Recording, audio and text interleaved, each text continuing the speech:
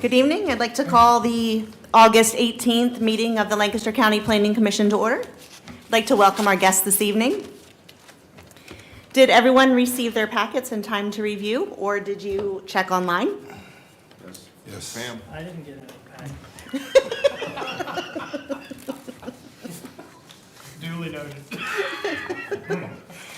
Are there any corrections or additions to the minutes from the July meeting? All right. Do I hear a motion to approve the minutes? Make a motion, we approve the minutes as presented. All those in favor? Aye. Motion carried. We have no public hearings this evening. We have no consideration items. Our first discussion item is the comprehensive plan review for Chapter 7. Mr. Farrow, would you like to fill us in? Yes, ma'am. Chapter 7 is the land use and the economy.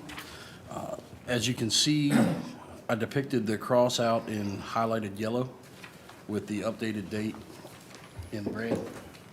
And if that's something you guys want me to change, just let me know.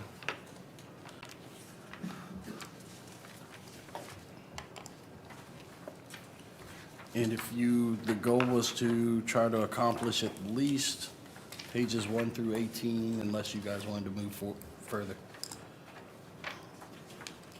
Okay, thank you. Is your speaker on, Bill? Yes, sir. Are there comments? Comments on what? Well, I guess we could start at the beginning with, you want to go page by page, or how would you like to handle it? My first comment isn't until page 7-6. Yeah, mine is on 18, so. Okay.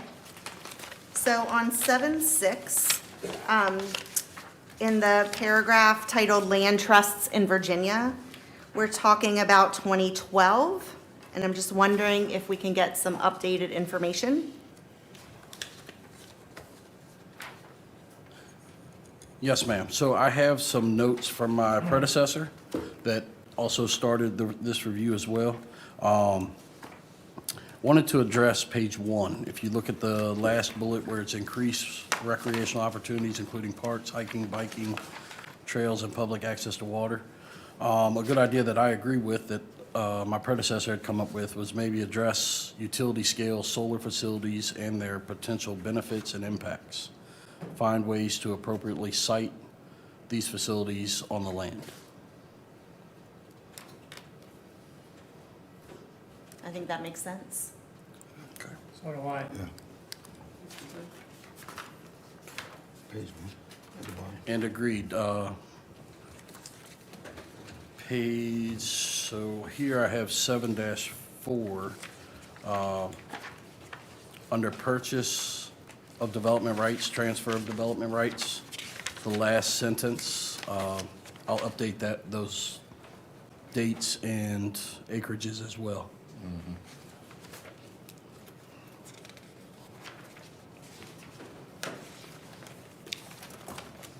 Okay, so there.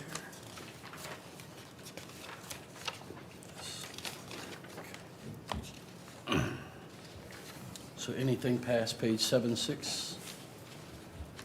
I think my next one is 19. Mr. Chuck, you said you had one on 18? So, I'm sorry, Mr. Ch- the Lancaster County future land use map will be updated.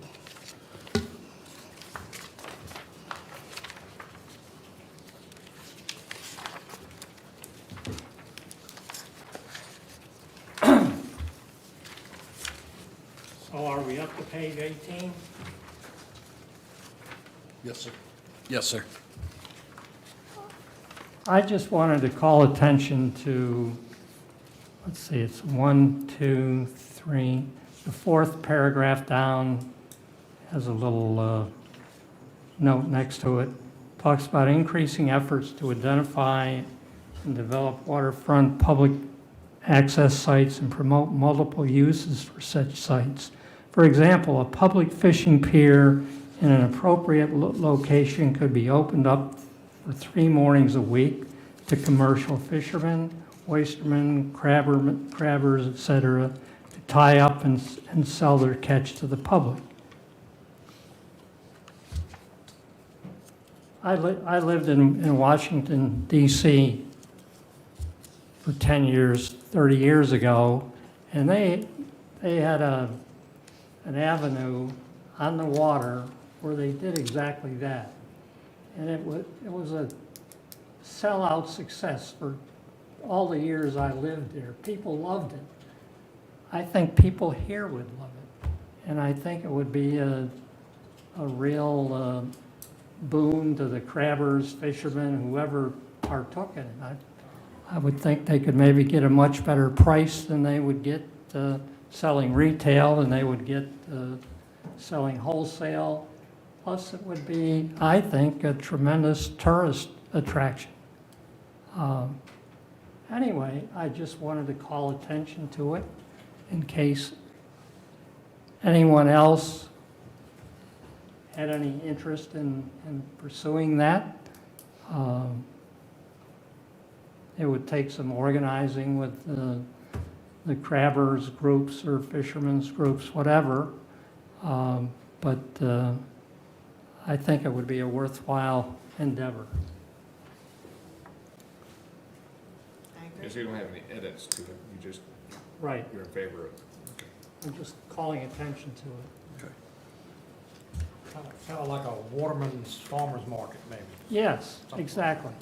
And you could do it 1 or 2 days a week for 3 or 4 or 5 hours. Advertise it some, and anyway. I think it's probably one of our areas of growth, is I think we're good at coming up with ideas and putting them in our plan, but the execution seems to I didn't notice that. struggle a bit, so maybe we can focus on that moving forward. On 719, again, most of my comments are about the date. So we have a 20 in the first paragraph, talking about the 2010 census. And then, we still have, data in here from 1990. So just a question about, we probably should update that as well.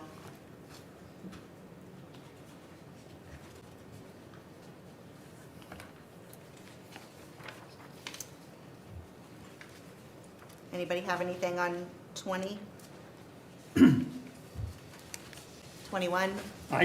Yes, I have one on 721. Down 1, 2, 3, 4, the fifth caret down toward the top. It says promote the use of bargain sales to promote the conservation of sensitive lands. What the heck is that?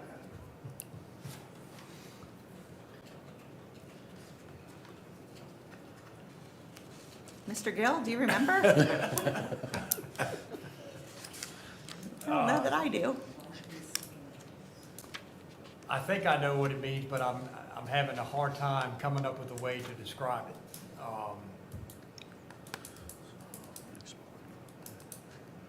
I think there is a definition somewhere of a bargain sale. I think maybe we should look for a different way to word that. Or maybe we don't need it at all. Well, I think that's old terminology. Let us take a stab at rewording it Okay. more current.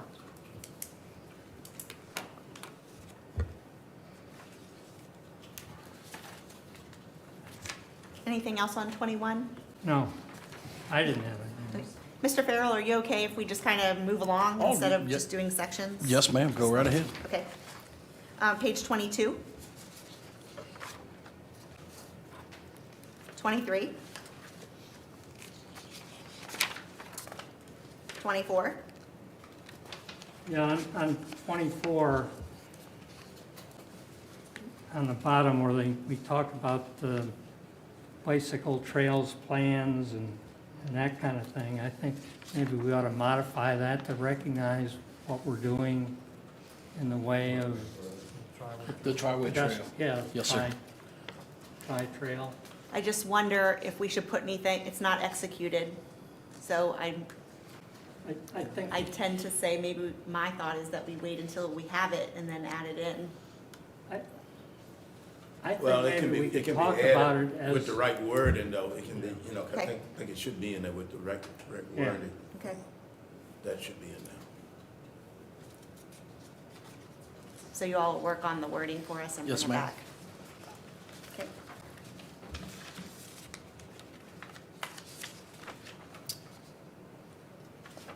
'25.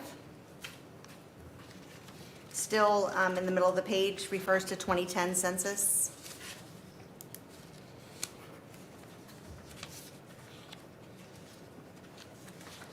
uh,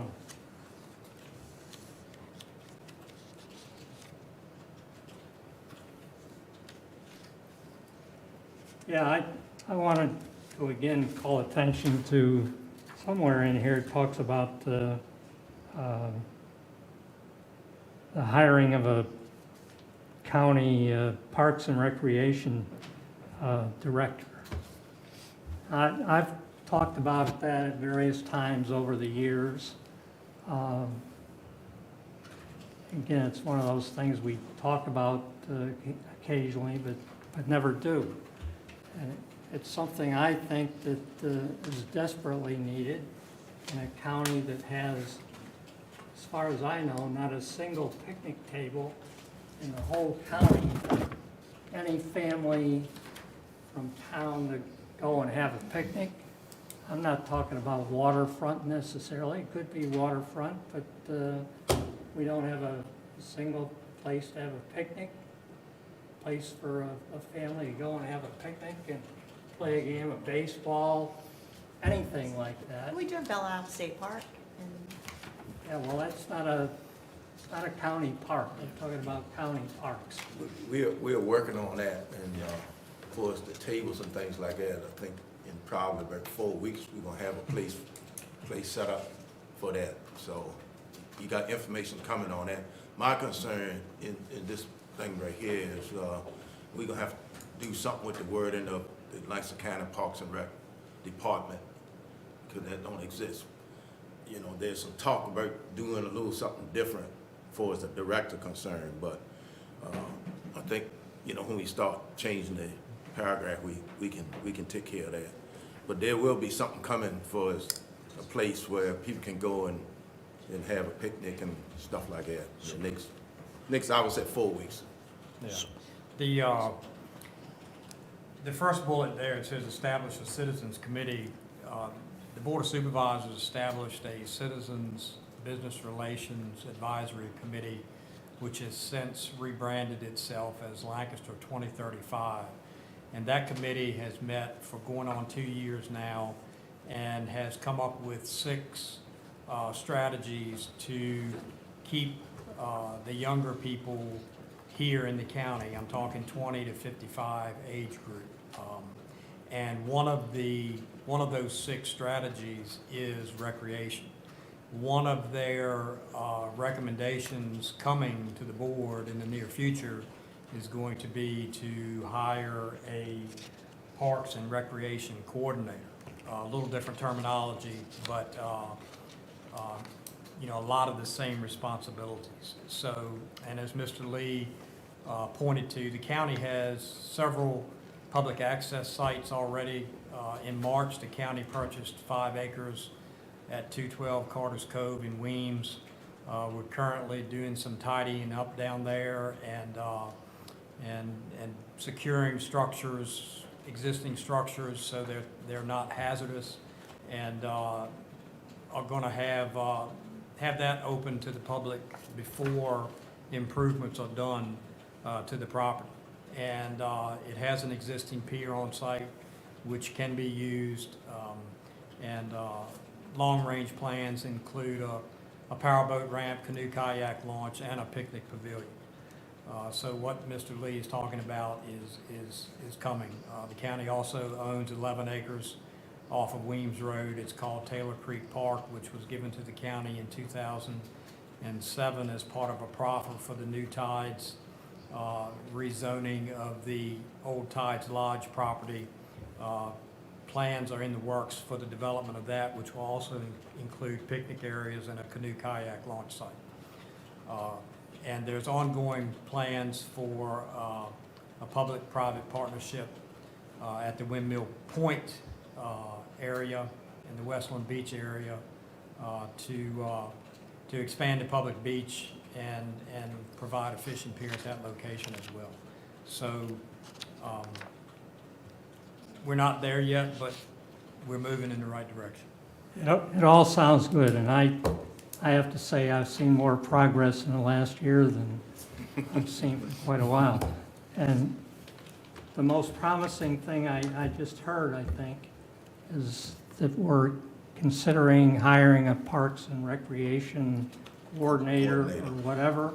Yeah. I think that position can way more than pay for itself in the grants that they're able to find for us and that sort of thing.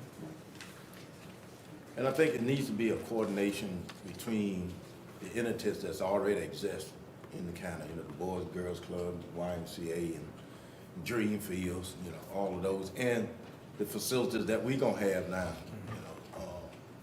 you know, the public access places that Don was just talking about. So it needs to be somebody that's in charge of that. Plus the school facility. School facilities, that's right. Yeah. So, and that's one of the tasks that person will be charged with, is coordinating events for the public, utilizing all of those facilities. Yes. Well, it's very heartening. I've seen a county staff that's been run ragged, in my opinion, over a lot of years without the help they needed to run a county of this size. It's into the activities that we have to be into today. Anyway, The board All is making good. progress on that, I will tell you. They're giving me the authority to make some hires, and we're doing it. all good. It's really exciting. Thanks for the update.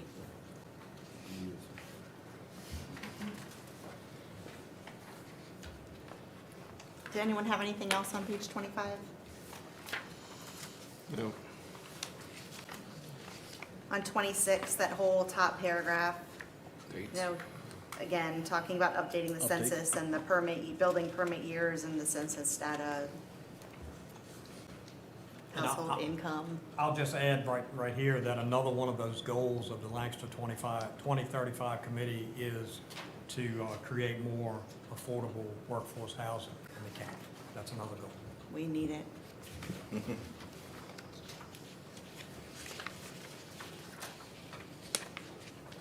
27?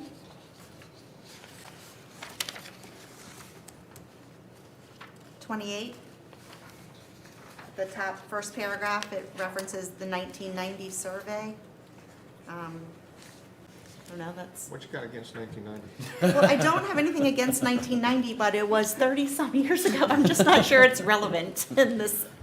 One thing on Document. 28, I noticed in that, and I guess we just eliminated the, just took it out for as Greentown concerned, because that's, you know, we completed that. It's next to the last bullet on page 28. So that's been done. Next to the last bullet on. It says implement Greentown Gaston Community Development Block Grant for sewer, water and sewer. Of course, we just did sewer, but they probably just need to take that out.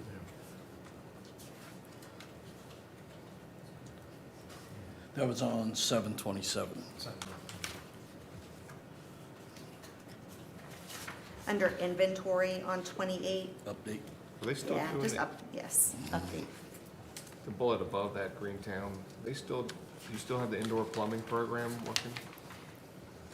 We do have a smaller version of what that was at one time, but funds are still in that program and are still being spent to upgrade plumbing and water facilities for the folks who need it.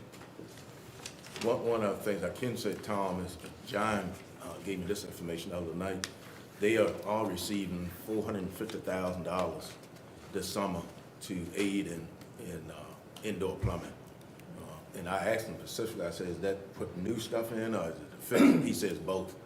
They're gonna be able to use to replace anything that's, you know, I guess unrepairable and come into homes. He says 450,000 is what they supposed to be getting for it. And the only thing I didn't ask him, how many cannons that could cover, cause we talking, what, 5 cannons? Yeah, I mean, did John Bateman told you? Yeah, Yeah. yeah. Yeah, that would be, So when you primarily think about it, you say, well, maybe that's not a whole lot of money, you know, Yeah. 5 cannons. yeah. But anyway, it's more than they had in some time. But there's somebody running that program in this county? Yes. And he said he's already got a list. I'm sure.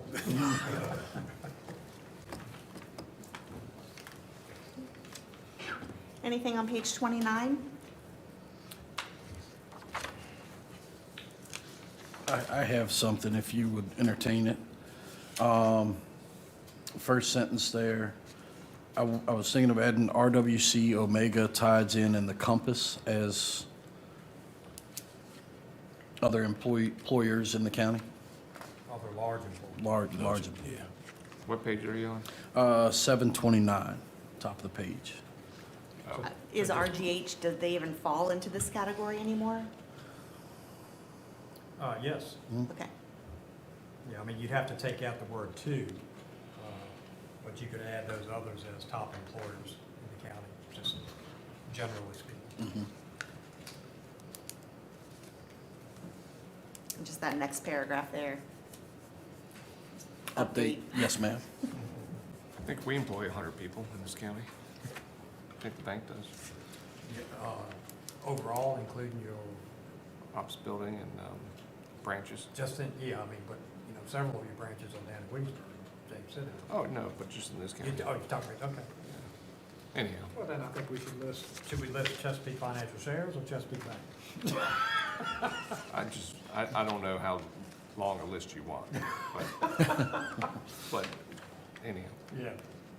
You know, We have more employees than Compass. Yeah. In this county, Yeah. for sure, Okay. no doubt about it.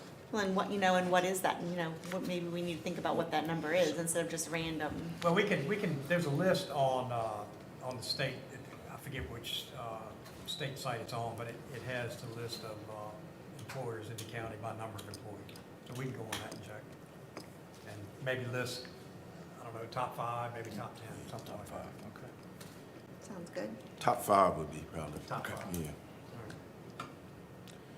We don't want nobody to be slighted.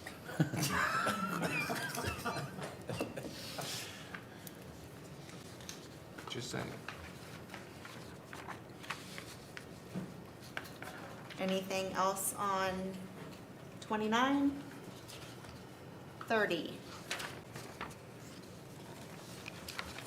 31?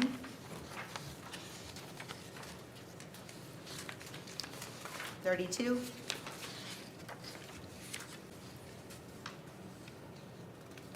33?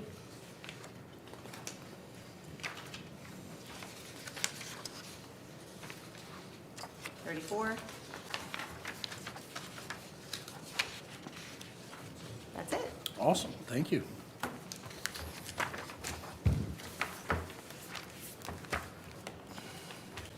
Any other discussion on chapter 7? Okay. Our second discussion item this evening is the short-term rental issues and possible zoning ordinance amendments to address those issues. Mr. Gill? All right, Madam Chairman, back in 2018, the Board of Supervisors adopted a short-term rental ordinance. It's Section 18.2 of the Lancaster County Code of Ordinances. For those who may not be familiar, Lancaster County has 2 general code books. One is the Land Development Code, typically called the zoning ordinance, which is land use issues which typically have to come to the Planning Commission before they go to the Board of Supervisors. That other code book is called the Code of Ordinances, which has all the other things in it, such as tax rates,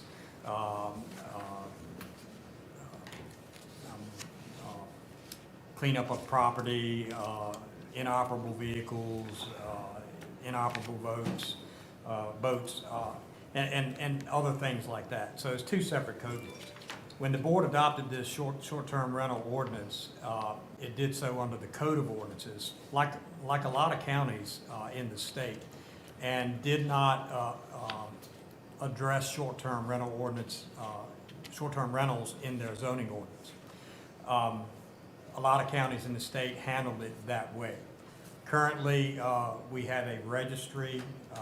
Folks who want to operate short-term rentals are supposed to pay a $50 annual fee, and that helps us maintain the registry, the number of short-term rentals in the county. When the county adopted that ordinance, they also adopted a transient occupancy tax of 2% to collect 2% of the lodging fee for those short-term rentals. Short-term rentals are defined as lodging less than 30 days, paraphrased on that. So that's what a lot of counties did initially. In 2018, the initial registry had about 10 short-term rentals on it. Now, I think the last count, Bill's been updating that, and I think his last count was 52, is Yes, that sir. correct? 52, and that's just in the county jurisdiction. That does not include the incorporated towns, because they would be subject to their individual town ordinances. So when the board adopted this in 2018, I don't think that anyone thought that the number of short-term rentals would take off like it has. I don't think anybody thought that it would take off like an Outer Banks, for example, or something like that. But it has increased substantially, and there may be more out there that we're not aware of. I mean, these are just the ones who have come forth voluntarily and registered, and the ones that Bill has been able to go on VRBO site and check addresses and whatnot. And in the past, although the law is getting ready to change as of, I believe it's October 1st, these companies didn't have to provide the localities with the addresses of the short-term rentals. That's changing as of October 1st. The companies will have to provide the county with the addresses. All that aside, we've been getting a lot of complaints about these short-term rentals, and mainly they're about parties, noise, number of people on the site, trespassing, things of that nature. Our current ordinance states that after 3 violations, we can kick them off of the registry. Well, the problem is that a violation is hard to document unless there's a police report filed. And the county attorney has chimed in that probably a violation needs to have a conviction in court to stand up.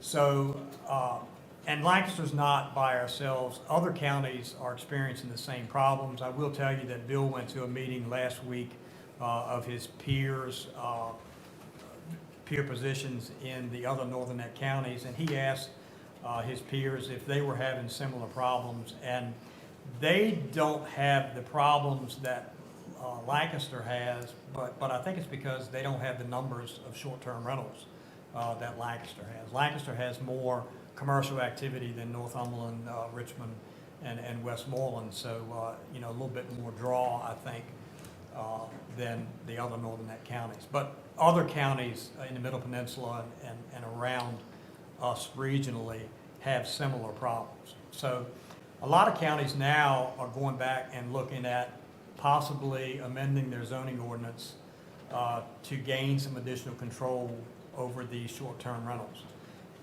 One such way would be to require a special exception for these Airbnbs.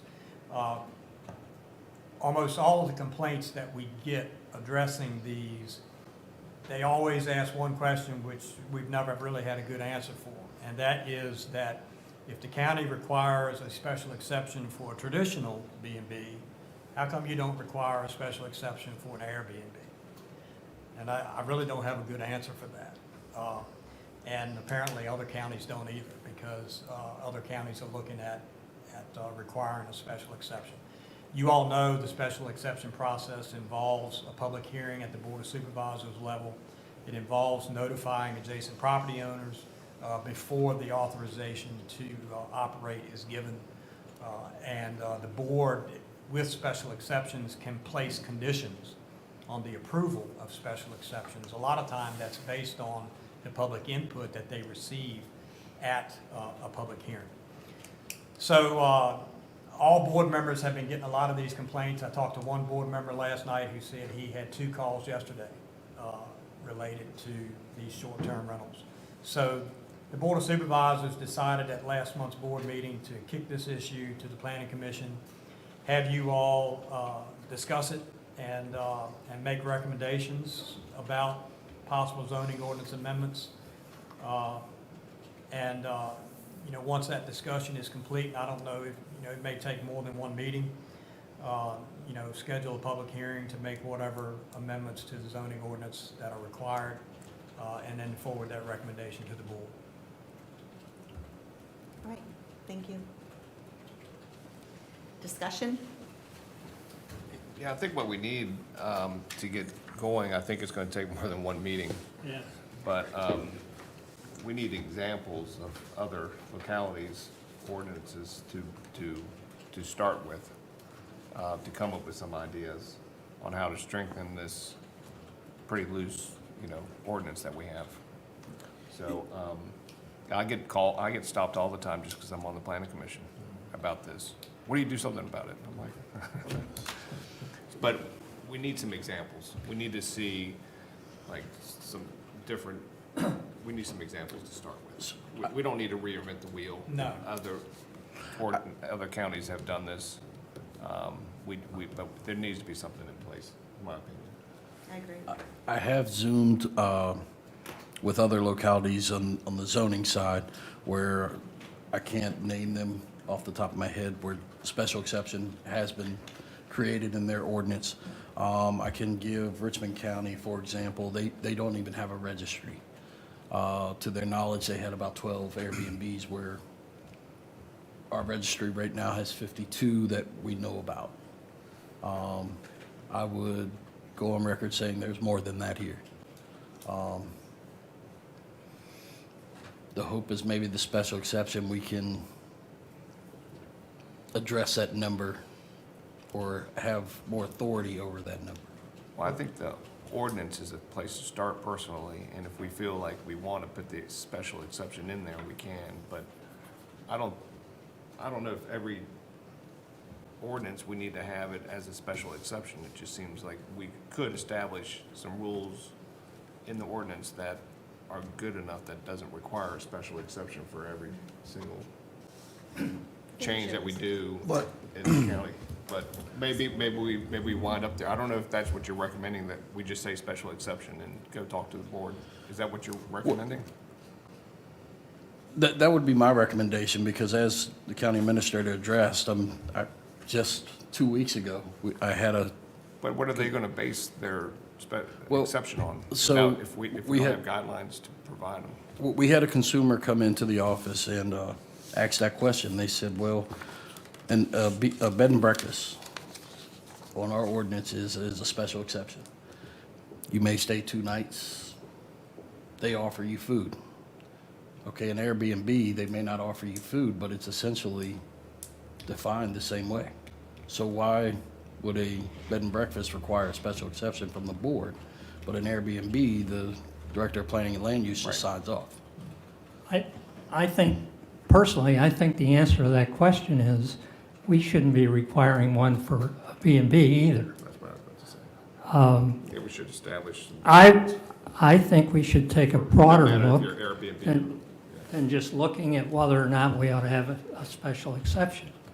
I think we should be looking at what some bigger municipalities are struggling with this. I mean, they're doing some intensive studies of this very subject, and why should we redo all the work that they're doing? But in any event, I think we have to take a broader look. And I think there are other alternatives that, in my mind, would be much more effective. For example, I think a lot of municipalities are taking a look, very intensive look, at whether or not they should allow absentee owners who don't live in this area, to own and operate B&Bs, or whether maybe we should be requiring that, they spend a certain number of days per year in this area and be here to supervise the operation of these things. I think other municipalities have found that that's where a lot of the problems originate, with absentee owners, where there's nobody there to supervise what's going on in the parties and that kind of thing. In any event, I think we need to take a broader look, and I'm quite wary of having to get a special exception to do this. I would doubt whether the supervisors have the time to fool with this kind of thing. I don't know what they're going to be fooling with, frankly. I can't imagine anybody's going to come in there and admit that, they want to run a operation where they specialize in parties and lots of people and that sort of thing, so that we can disallow them. But in any event, One of the things, and I think you all need to keep this in mind, we gotta do something about it, but there's two sides of it. There's an economic side of it too. So when you thinking about what you're gonna do, just think about that side. A lot of these places, that's turned into Airbnb were like houses that maybe was rented out before and things like that. And when the pandemic hit, people started buying up these places and saying, I can have short-term rental come in, I'll buy it, that's gonna pay the mortgage. But you also got these people coming in now, and you just want to call them tourists, and they spending money in the county. So it's two sides of it. So you gotta weigh all of it when we start making changes and things like that, and to the ordinance or whether it's special exception or whatever. If you do a special exception, then more burden is on the supervisor. That's where the burden falls, on the supervisor to say yeah or nay, okay, you can have it, but you gotta do this, with certain conditions we put on it. So it's probably not gonna be something you're gonna be able to do in a couple of meetings, I think. I think you really need to do your homework. Oh, yeah. yes. And so we can try to get it right as we can the first go around. Yeah, it's gonna take time, like the solar ordinance. Yeah, Hopefully not that long. These things are a really important part of our economy here, believe it or not. yeah, I mean, it's a way that we introduce people to the area. to our area. I mean, people can come and stay at the hotel on Route 3 here and see, a lot, Pizza Hut and that sort of thing, but that doesn't really sell them. At these Airbnbs, they can stay on the water or near the water or in a picturesque location. And the important thing is they get to talk with the people that run the place, who are the greatest salesmen in the world for our area. And they're able to give them all kinds of information on, what are the taxes like down here, and what's it like to live here, and what restaurants do we go to? Anyway, they educate these people and convert a hell of a lot of them into wanting to live here. And that's our economy.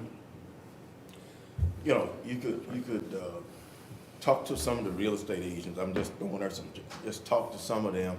Talk to maybe Kim Anna, town manager, something like that, and just kind of, they in the town, but Kim Anna's full of them. Yeah. So you can kind of get some ideas and see where they have the problems at, and if they would have did something different, if they got to do it over. Because I just think we want to make sure we get it right Yes. when we go through this. The problem is that everybody is experiencing this at the same time. We're not, a lot of issues, we come in 5-10 years later after everybody has gone through it. The problem is everybody's going through this right now at the same time. There are not a whole lot of examples out there to go by. I know that the city of Fairfax has just amended their zoning ordinance to require an owner to be on site Yes. for, to be able to operate a short-term rental. Now, that's, you know, that's pretty extreme. So there aren't that many examples out there. I mean, we'll try to find examples for you. But the difference is, you know, a lot of times, we're 5 to 10 years later experiencing things that others have already gone through, and that's not the case with this. I wonder how Fairfax policed that. I You know, don't you know. see- you see where I'm Yeah, going? I Yeah, don't know. yeah. I don't know the answer to that. Yeah. You know, I think that would be a good example to get. yeah. I mean, and we'll try to find as many examples as we can, and bring back to you, but, you know, it seems like a lot of counties are moving in the special exception, direction, which, as I said before, gives adjacent property owners, notice and an opportunity to speak prior to authorization being given to operate these things. And, I mean, they do, on the flip side, they do bring people to the county who spend money. So I don't think that we want to eliminate it, but we've got to find a way to get a better handle on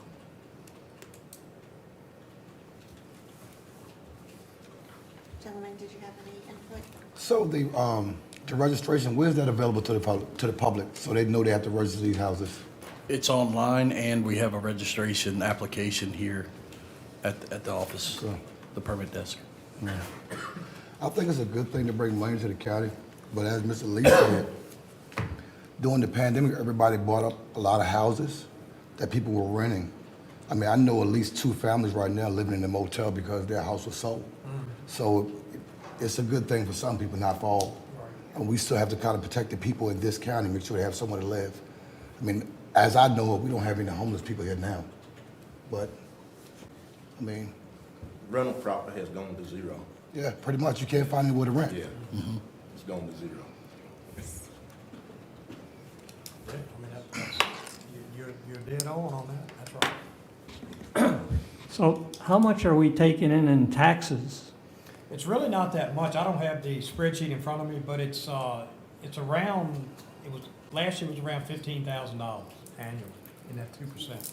Then for comparison, the board implemented a cigarette tax about, was last September, close to a year ago.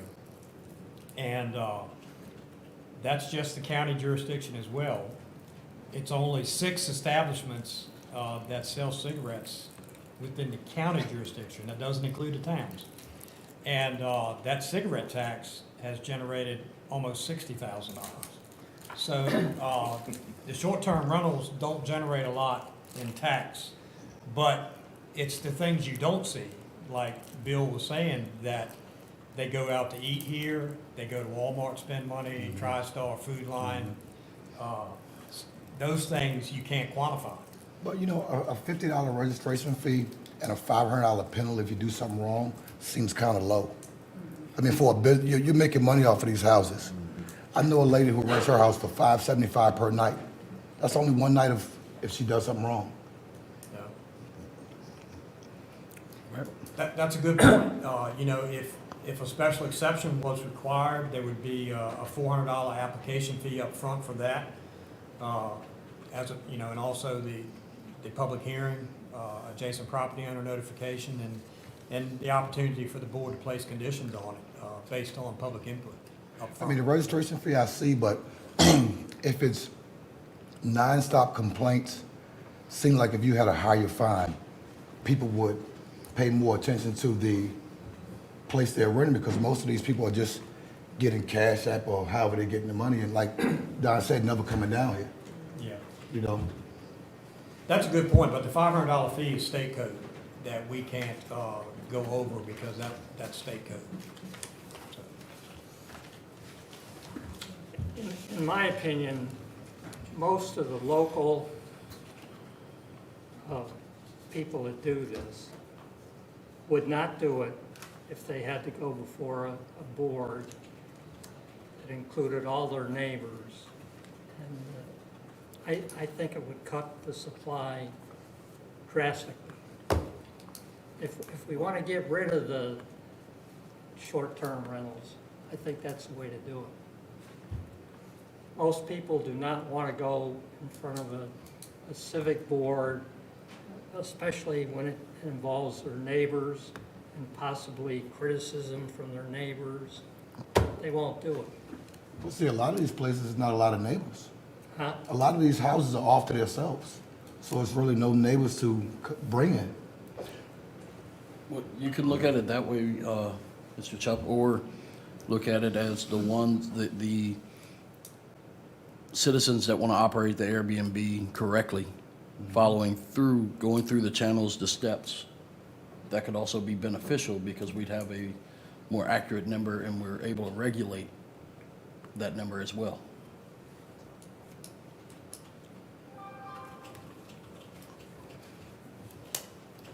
So it sounds to me, if I were to try and summarize the pleasure of the commission, it sounds like we would like to have staff investigate and find some ordinances that we can look at and maybe find some happy medium where we could, I mean, in the end, maybe we will have a special exception, but we'll have some more guidance to better guide us toward whether we move forward with an approval, recommendation for approval or denial to the board. Right, so we want more information and we want to try and pull something together. That's what I'm hearing. Okay. Yeah, I think that's. Any other discussion? No, ma'am. I don't have any other business to view. At your September meeting, you will have another 2232 review for a proposed solar facility. As you know, the Planning Commission for these smaller utility scale solar projects has to have that so-called 2232 review to recognize substantial conformance with the comprehensive plan or not before forwarding to the Board of Supervisors. So you'll have one of those at your September meeting. Mr. Farrell will not be here because he will be at a training for certified zoning officials. Yes, sir. He's seeking that certification, and to my knowledge, he would be the first person in that position to obtain those certifications. So I definitely want him to go down that road. So you'll have me next month, and I'll bring back what Bill has put together on Chapter 7. He's going to do that. I'm not. And then I'll help with trying to find some examples of short-term rental revised ordinances from other localities that are experiencing the same problems that we are. And I, try to talk to, some people in the business world, real estate